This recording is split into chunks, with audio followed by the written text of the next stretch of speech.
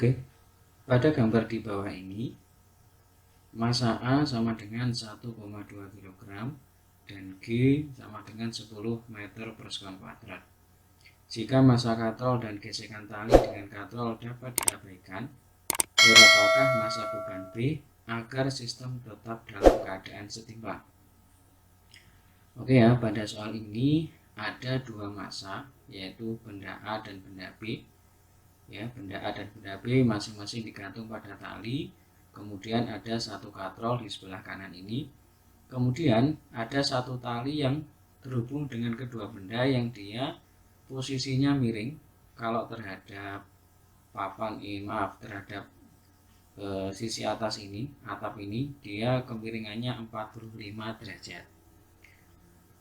Yang ditanyakan itu adalah berapakah massa B agar sistem tetap dalam keadaan setimbang. Oke, yang pertama kita analisis dulu, karena di sini ada benda A dan benda B, maka kita nanti menganalisis terlebih dahulu gaya-gaya yang bekerja baik di benda A maupun di benda B. Oke, yang pertama di sini ada benda A, ya.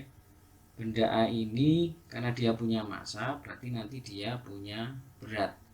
Gaya berat bisa kita gambar ke bawah. Ini bisa kita kasih nama W gitu ya, atau WA. Kemudian dia digantung pada tali sehingga di sini bekerja tegangan tali. Misalkan kita kasih nama tegangan tali A. Ya. Kemudian karena sistemnya ini setimbang, maka salah satu syarat sistem seimbang itu adalah bahwa di sigma Fy sama dengan 0. Di sini kita langsung mengambil sumbu Y karena di sini gaya-gayanya yaitu TA dan WA ini bekerja pada arah sumbu Y, ya.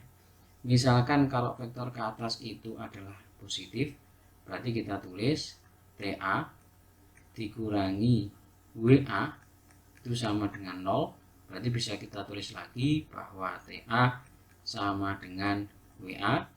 Kemudian bisa kita tulis lagi juga bahwa TA sama dengan massa kali G, dengan di sini massa adalah massa benda A. Ini adalah analisis gaya pada benda A. Kemudian sekarang pada benda B. Benda B ini dia nanti juga memiliki massa sehingga dia juga punya gaya berat W, arahnya ke bawah. Bisa kita kasih nama WB. Kemudian dia digantung dengan tali sehingga di sini bekerja gaya tegang tali. Misalkan kita kasih nama TB gitu ya. Nah, sama seperti benda A, karena dia setimbang, berarti syaratnya itu adalah bahwa sigma Fy sama dengan 0 gitu ya. Nah, gaya-gaya yang bekerja pada sumbu Y itu ada TB dan WB. Nah, kita tulis TB min WB sama dengan 0. Nah, kita tulis lagi TB sama dengan WB. Nah, itu ya.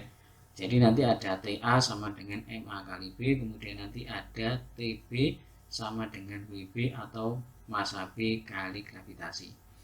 Kemudian yang kita analisis berikutnya itu adalah ini, titik percabangan tali. Di sini ada satu titik yang merupakan pertemuan dari 3 tali tadi, ya. Kalau kita lihat di situ ada pertemuan 3 titik. Nah, titiknya adalah di sini. Nah, ini titiknya. Nah, di sini kalau kita perhatikan ada 3 tegangan tali yang bekerja. Pertama adalah yang miring ini. Nah, ini kita kasih tanda, misalkan ini adalah T. Kemudian yang kedua adalah yang arahnya ke bawah. Nah, ini ada tegangan tali, posisinya nanti sama seperti TA. Kemudian di sini juga ada tegangan tali, arahnya ke sana, ke kanan dan juga ke kiri. Nah, untuk tali yang vertikal yang dia menopang benda A, maka nanti di sini TA-nya itu ada 2 arah. Pertama, kalau subjeknya itu adalah benda A, maka arah tegangan talinya itu ke atas. Tetapi kalau subjeknya nanti yang kita bahas adalah titik percabangan ini, maka nanti TA arahnya ke bawah. Kemudian di sini yang sebelah kanan ini juga sama. tegangan tali yang berada di sebelah atas katrol kemudian yang berada di sebelah kanan katrol itu bisa kita anggap sama, ya. Sehingga di sini TB sebelah kanan, maka di sisi yang tengah ini juga merupakan TB karena dia berkaitan langsung dengan TB yang juga berkaitan langsung dengan massa benda B ini. Sehingga pertigaan ini, ya, saya nyebutnya pertigaan gitu aja ya. Kalau kita gambar lagi, ya, kalau kita gambar lagi di sebelah kanan sini, ini adalah yang miring, kemudian ini adalah yang ke kanan, dan ini adalah yang ke bawah. Ya. Di sini ada TA, kemudian di sini ada TB, kemudian di sini ada T biasa. Ya. Kemudian di sini kita kasih garis bantuan. TB sudah berada pada sumbu X, kemudian TA juga sudah tepat berimpit pada sumbu Y, sedangkan T ini dia memiliki sudut, ya, kalau posisinya di sini 45 derajat, kemudian di sini kita kasih garis gitu, maka nanti ada sudut dalam berseberangan, maka di sini nilainya juga 45 derajat. Maka di sini ada sudut 45 derajat. Sehingga pada sistem ini karena dia setimbang, maka syaratnya juga ada dua. Jadi sigma F pada sumbu X sama dengan 0, kemudian sigma F pada sumbu Y sama dengan 0 juga, gitu ya. Nah, sekarang kita analisis satu persatu. Kita mulai dari sumbu Y dulu, gitu ya. Kita mulai dari sumbu Y, kita tulis bahwa sigma FY itu sama dengan 0, gitu ya. Nah, pada sumbu Y itu bekerja dua gaya.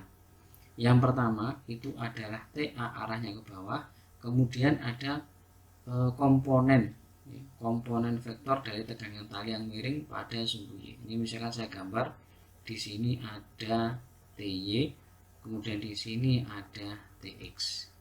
Karena TY ke atas, maka kita anggap dia plus, kemudian TA ke bawah, gitu ya. Maka di sini kita tulis dia nilainya negatif sama dengan 0, berarti TY sama dengan TA, gitu ya. Nah, TY itu nilainya itu adalah karena di sini posisi sudutnya sebelah sini, maka TY itu nilainya adalah T kali sin 45 sama dengan TA. Kalau kita tulis lagi T, nah, sin bisa kita pindah ke ruas kanan. Di sini TA per sin 45. Tadi kita sudah mendapatkan TA itu nilainya adalah MA kali G, sehingga bisa kita tulis di sini T sama dengan MG per sin 45. Nah, di sini ada MA. Oke, ini adalah persamaan pertama. Sekarang syarat yang kedua, ya. Syarat yang kedua itu adalah sigma fx itu sama dengan 0, gitu ya. Pada sumbu X bekerja dua gaya. Yang pertama adalah TB, kemudian yang kedua adalah TX. Karena TB ke kanan, maka kita anggap dia plus, sedangkan TX karena di arahnya ke kiri, maka dia nilainya min. Di sini TX sama dengan 0. Bisa kita tulis TB sama dengan TX. Nah, TX itu adalah komponen dari tegangan tali yang miring pada sumbu X.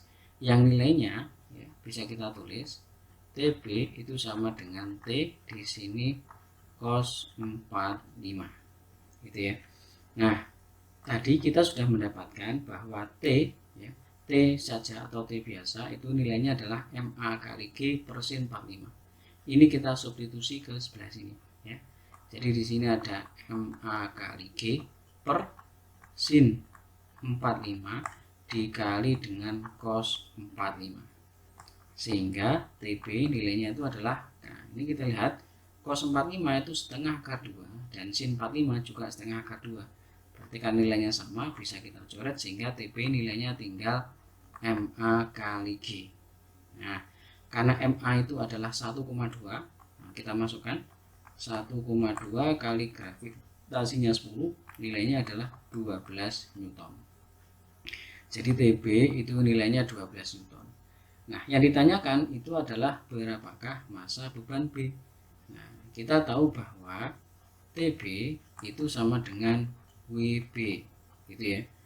Nah, sehingga kalau ingin mencari massa B, nah ini kita sama dengan massa B kali G, ya berarti MB sama dengan TB dibagi dengan gravitasi, yaitu 12 dibagi 10 sama dengan 1,2 kg. Ya, jadi massa benda B agar tetap dalam keadaan setimbang sistem ini, itu nilainya adalah 1,2 kg.